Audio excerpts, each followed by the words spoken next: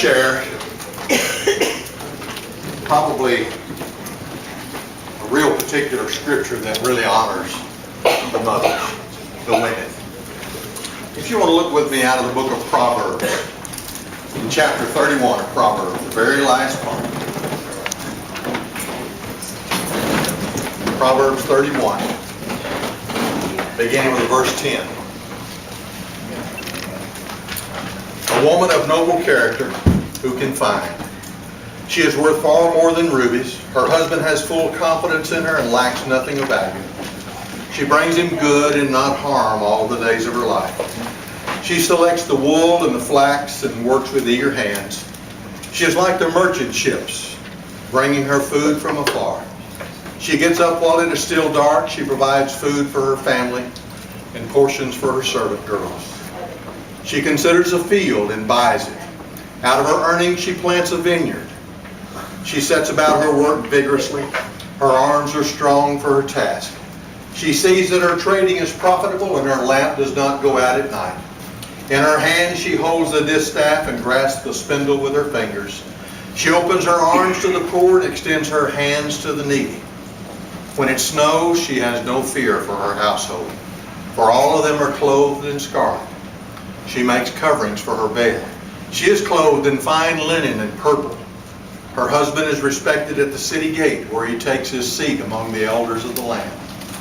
She makes linen garments and sells them, and supplies the merchants with sash. She is clothed with strength and dignity. She can laugh at the days to come.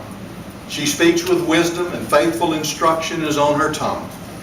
She watches over the affairs of her household, does not eat the bread of idleness. Her children arise and call her blessed. Her husband also, and he praises her. Many women do noble things, but you surpass them all. Charm is deceptive, beauty is fleeting, but a woman who fears the Lord is to be praised. Give her the reward she has earned, and let her works bring her praise at the city gate. This is God's word for God's people. Thanks be to God.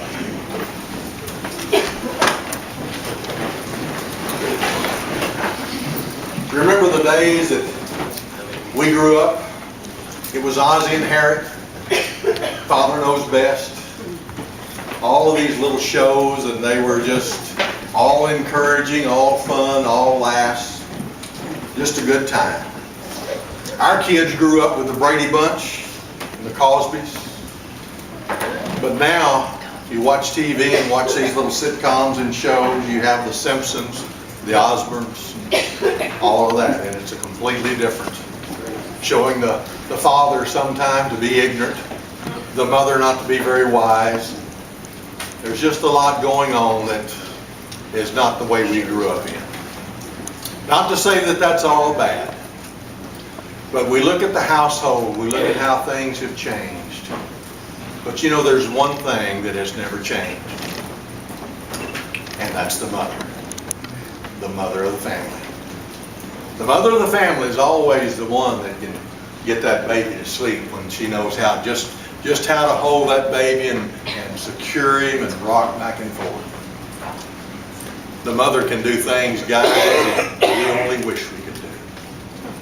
They have the patience, the kindness, and all to show, where sometimes we should be observing them. Mothers are important throughout our world. You can imagine what kind of shape our world would be in if it wasn't for the mothers or the ladies. But you know, one of the greatest mothers has to be one who accepts another child as her own and raises that child as her own. One of the saddest things, we can't imagine and have never done that, is for that mother to lose that child. The sadness, the grief, the hurt, the pain. But those women are special. I've got 3 things I want to share with you about a woman today. And then I'm going to give you the opportunity. First of all, and don't throw your Bibles or the song books when you first hear this, okay? Give me a shot. The woman's place is in the home. The man's place is in the home too. But the woman's place is there at the home. That's where things begin to happen. That's where love is beginning to be strengthened and encouraged. The home is where there's love and encouragement for those children, for the learning and the teaching of those kids. And I'm not saying it's just the mother's part. That father's got a big role in that. He's got a big push in that.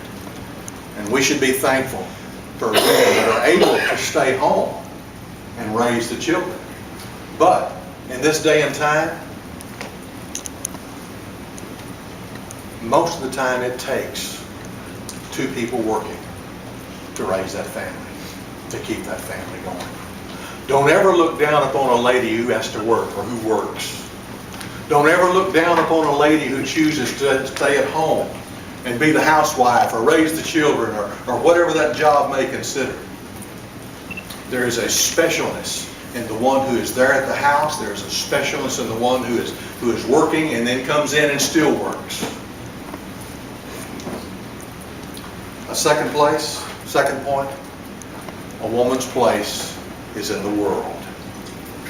Can you imagine what kind of shape this world would be in? If you look at Proverbs, it talks about all that this woman has done. She sowed, she worked, she bought a field, she planted a vineyard. She done all of these things. But if you look at that last verse or so, charm is deceptive, beauty is fleeting. But a woman who fears the Lord is to be praised. The third place for a woman is in the church. Can you imagine where our church would be if the women just stepped back and no longer worked or participated in the church? We give thanks to our ladies and our women in the church. We thank them very much. I've got a quote here from Tony Campolo. Anybody know of Tony Campolo? He is what would you call him? He is a spiritual speaker. I think he was a minister at one time, and now he just travels, an inspirational speaker. He travels and does many wonderful things. And you always hear about Tony Campolo. You never hear about his wife, Peggy. Peggy is her name, and Peggy chose to stay home and raise the two children. That was her choice. She even had a PhD, but she chose to stay home and raise her children. And a lot of times she says, someone will ask, what do you do? Well, I stay home. I don't work. I raise the children. And if you're not careful, then the conversation is quickly over and they move on to somebody else. So Peggy Campolo come up with a saying to that, or an answer to that question, what do you do as a housewife? And she said, and I've got to read this, I'm socializing two Homo sapiens in the Judeo-Christian virtues so they will appreciate the eschatological values of utopia. What do you do? So when someone asks, ladies, what do you do? Think of this quote from Peggy Campolo. What does she do? I've got something I want to share.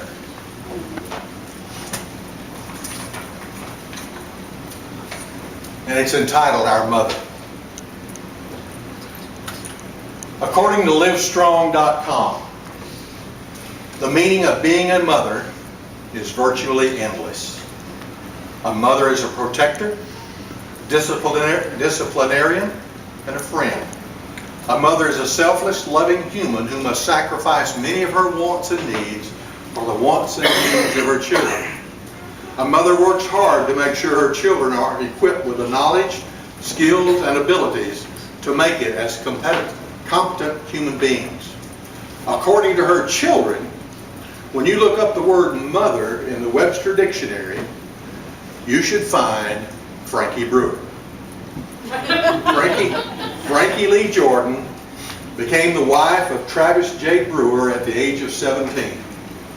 She became a mother for the first time at 19 when along came Patricia. Soon after that, Carolyn was born. The twins, Jerry and Gerald, came next, and before long, Billy was here. Kathy came along in May before Patricia started school in September. Then it was 2 more years before Tommy was born into the family. When Donna was born in 1956, Mother thought surely she was the last baby. To her surprise, it was not to be. Why have just 4 girls and 4 boys?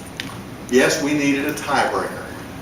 9 years later, Tessie would do just that. Now, 5 girls and 4 boys. Mother devoted her time and energy to taking care of her children and her husband. After Daddy was discharged from the Army, he and Mother moved several times between Houston and Winsboro until Mother decided it was too hard moving us kids back and forth so much. She suggested to him that she keep us in Winsboro and he could work wherever he was happy. For many years, this was the arrangement. Daddy worked a lot of jobs out of town, so his hours away from the house were many. Mother kept us kids safe and secure while he was away. Mother's always been a person that did whatever it took to get things done, and teaching us kids to work and to play hard was one of their main goals. We were each given certain jobs to be done, and when the work was finished, then we played. Mother loved to fish and taught us the joy of going fishing, whether we caught anything or not. It was fun just to get away because we usually had a few aunts and cousins along with us. We always seemed to have extra people at our house, and I often wonder how she kept her cool and accomplished what she did when we had company so much. I never really thought anything about it as a kid, but as an adult, I've become keenly aware of how she sacrificed her time and energy, and as far as I know, never complained. Cousins spent a lot of time with us, usually in the summertime, which was really busy. One cousin told Mother recently the times he spent at our house were the happiest times he had growing up. This coming from someone I know grew up with more material wealth than we ever thought about having. But we had love and security with Mother that saw to it we were loved and taught right from wrong. She made sure we were brought up going to church and Sunday school. She was usually in charge of getting the Christmas program together at Shady Grove Church, and it always involved every child in the church. I think that is why it is important to me for the children at Tinney Chapel to be involved in the Christmas celebration. Mother taught a class here at Tinney Chapel for many years for more mature folks that became known as the wise ones. She really enjoyed doing it too. Mother's philosophy in life is, if you want or need something done, do it. Don't wait on someone to do whatever you can do if you only try. It'll be dark before you get through if you always wait. There is something that has stuck with me throughout my life. I often wondered if her independent nature came from having to figure out how to get so much done each day and how to stretch that almighty dollar. She showed a very determined and independent streak shortly after Daddy went to the nursing home. She had been used to driving a tractor for many years, but the time had come when she was having difficulty getting up on the tractor and then back down. We tried to tell her it wasn't necessary for her to drive the tractor anymore. One of the boys would do the shredding or whatever for her. Not a good idea. She politely took the tractor to John Patrick, had him to weld her another step a little lower than the last one, and back home she went, happy as she could be. When we thought she could no longer safely get on and off her lawn tractor, she devised a way to do that too. She found out she could let the deck, you know, the part not to be used for a step, all the way down on the ground, step on it, and on up onto the mower. Just don't forget to raise the deck back up. Where there's a will, there's a way. She doesn't know the words, I can't. As we all grew, new responsibilities were added to our daily lives.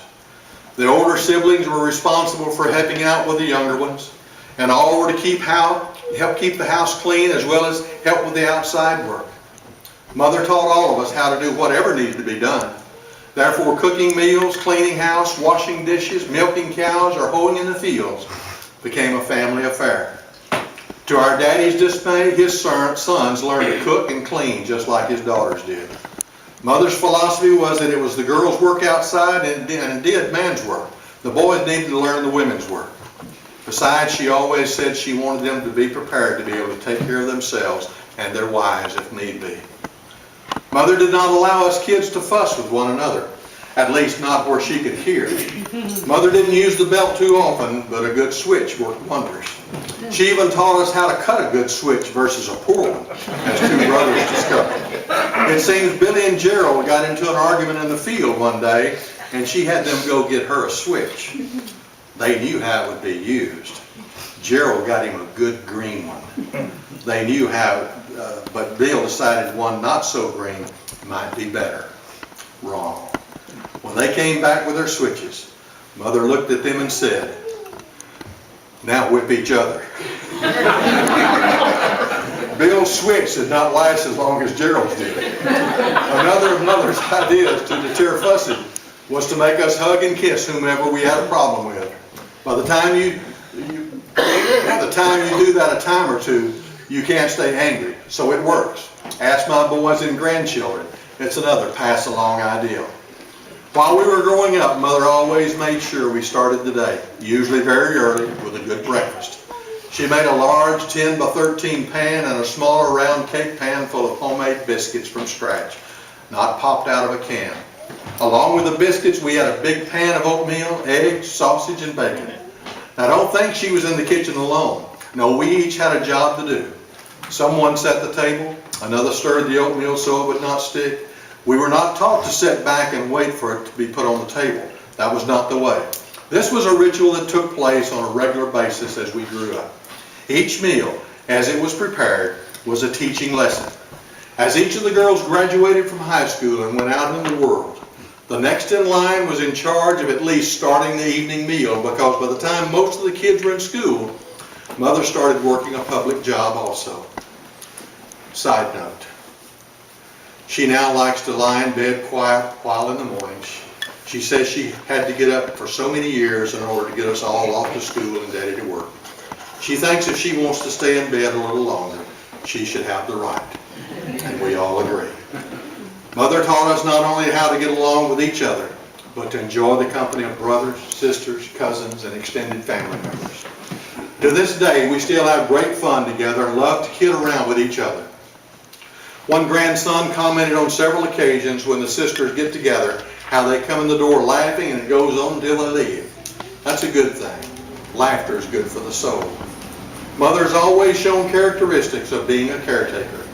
She not only cared for her children, but other family members and neighbors. From the bounty of our garden, she shared with neighbors who needed a helping hand. She was a hospice nurse before anyone knew what that meant. She cared for her uncle who was suffering with cancer and helped with her own father after he had a stroke. Before Daddy went into the nursing home, she cared for him until her own health started to deteriorate to the point something had to change. She did not stop. She made sure he knew she was there for him as she had always been. Mother's faith in Jesus has always been strong. Just a little over a year ago, she showed us just how strong and committed she was. At age 90, she decided to have a new aortic valve replaced, one that just 2 years prior she refused to discuss with the doctors, because according to her, she was going to feel better one way or the other. As far as she was concerned, she would either feel a lot better or she would be walking the streets of gold with St. Peter. Either way, it was a win-win situation. With God's grace and her strength and attitude, carried us through all of this time. Again, on February the 15th, 2015, we felt God's grace and presence upon our family and feel so blessed that Mother is still with us. God is good all the time. All the time, God is good. As Tessie has expressed so well, Mother, Mama, Mom, whatever her title, always made me feel safe, loved, valued, confident, and just provided peace to my world. Mother was a rock to me and still is. She not only taught us how to act, behave well, show respect, have courage, live a life that would honor God and would live out by example how to trust Him. Also, she taught us not to get mad or angry when things weren't perfect. She taught over and over how anger and being unforgiving world would eat anyone alive. She taught us how to love unconditionally, not based on people, circumstances, or anything. Just show love, forgive, and honor God. Words can really never even touch the tip of the iceberg for my gratitude and joy that God picked her to be my mama. The love I have for her and the incredible provision by God that she is still here with us in our lives is beyond words. I am just so very, very grateful. All of us kids are very special to Mother. We have our own special place in her heart. We all consider ourselves the favorite. No matter in what order we came into this world, Mother's always had the way with words.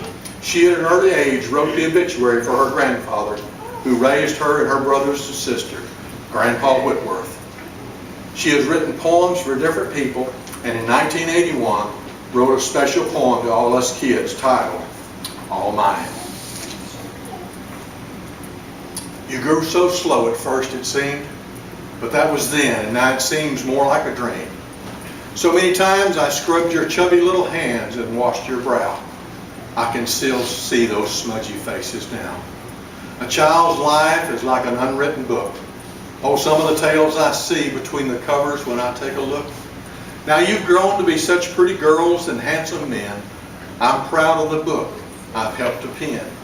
When it came to time to find someone true, I'm proud it wasn't left up to me, for I could never found anyone good enough for you. But you knew just where to look, and that adds another page to our book. I had hardly got you out of the door until here come more little feet with a thunderous roar. I want an egg and a mamma. Know what? Important words like these are never forgotten. When I look down once again and see your shining eyes and darling grin. Now I love all the gifts from so many different places, but the gift I treasure the most is the smile on your faces.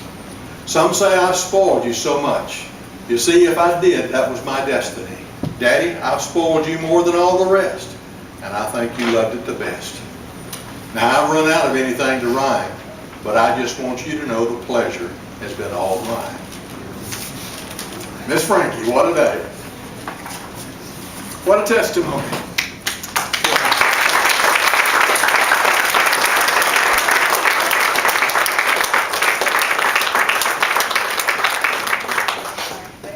You can only look at the family and see the results and the hard work, the sacrifices that was made some 50, 60 years ago.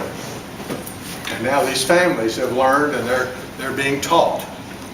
They're teaching now their children and grandchildren what it means to be loved.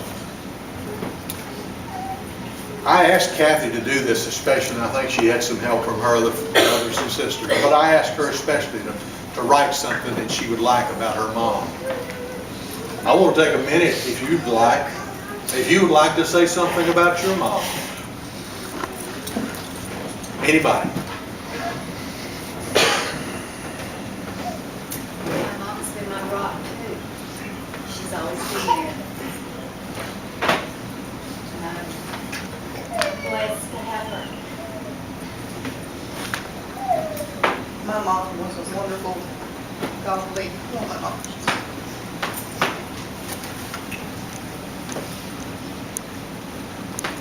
Anybody else?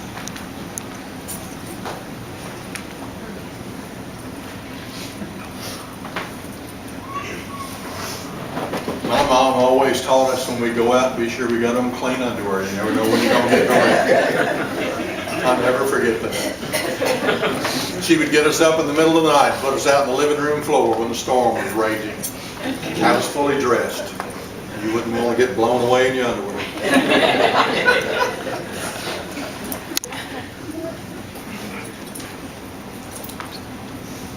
Are we done? Are we through? I'm very blessed to not only see my mom every single day, but work with her. Very blessed. Sometimes moms are only here for a short time. Sometimes we don't realize the impact that our moms have made upon us. We don't realize how much we loved our moms. We don't realize how much our moms loved us. Maybe until they're gone. And we just wish, oh, I wish I'd have said this. I wish I'd have said that. So if your mom is still here, if your mom is with you, say whatever you want to say today. Say whatever you want to say.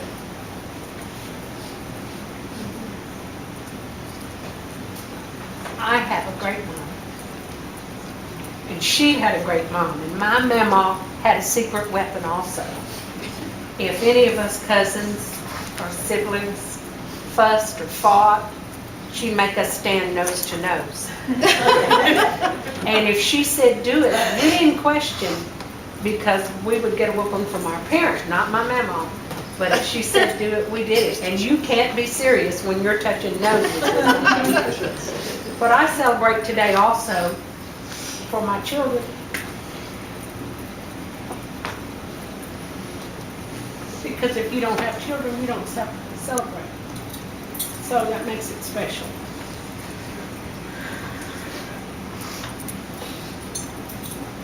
We have others? Well, my mom still asks about our neighbors across the street. My mom spends the winter with us, and she lives in Nebraska. And she thinks Jim's a great preacher, but she also has mentioned when I talked to her on the phone, how much she enjoyed the welcome here and visiting with people here. What'd you say about Jim? She thinks She asked about that tall man across the street.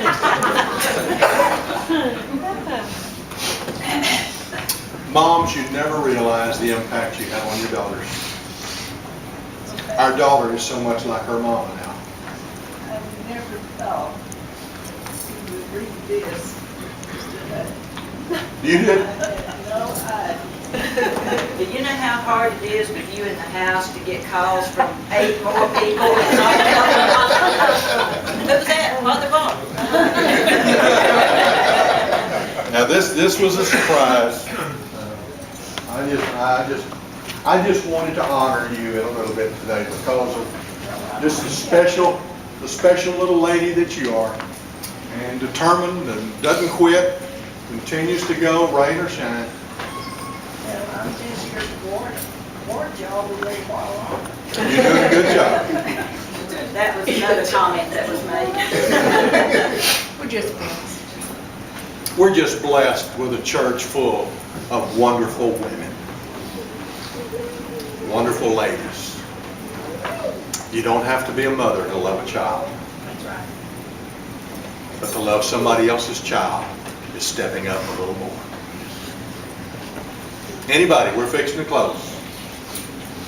We're going to beat the Baptist to the cafe this morning. My mother was also my best friend. She had to be almost 95. Was your mother like you? Yes. They say, I'm like her. She must have been a I'm great trying to lady. live up to it, but I'll never get there. She must have been a great lady. Yes. I try to include Miss Gelia when we talk about Mother's Day, and for the women to stand or something instead of just the mothers, because sometimes whatever. But I want you to know, we kind of honored Miss Frankie today, but I want you to know what a gracious lady, what a loving spirit, what a lady that is willing to do anything. You don't have to know anything about what she's doing, but such a gracious lady as Miss Gideon. I adopted her too. You did. She's a pencil. Well, it's a wonderful day, and I appreciate you folks so much. And let's stand and sing.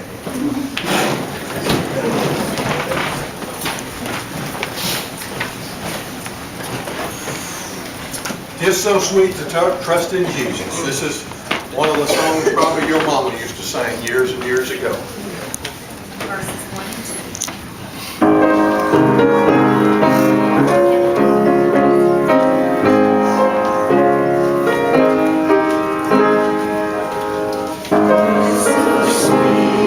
Trust in Jesus, trust today, that is mine. Trust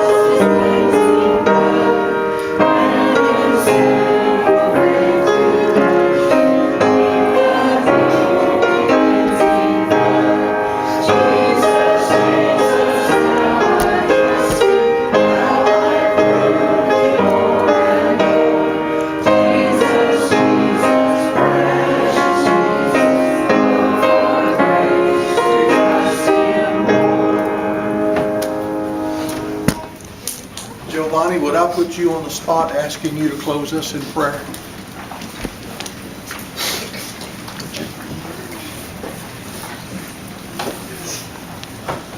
Gracias, Padre, por este día tan especial. Les deseo de lo más profundo de mi corazón que todas las madres tengan un bonito día. Yo no la tengo aquí, pero todas representan para mí una madre, porque yo las quiero a todas por igual. Gracias, Padre, porque no nos desamparas, siempre estás con nosotros, no nos falta el pan de cada día. Te queremos mucho, te amamos, cuídanos por siempre. Amén.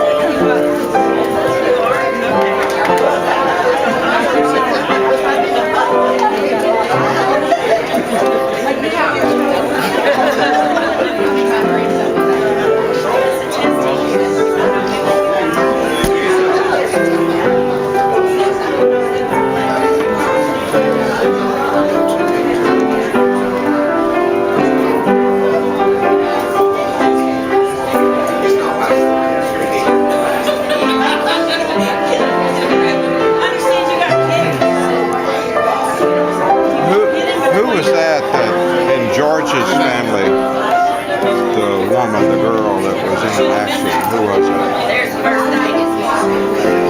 You didn't get it? Did you understand who the lady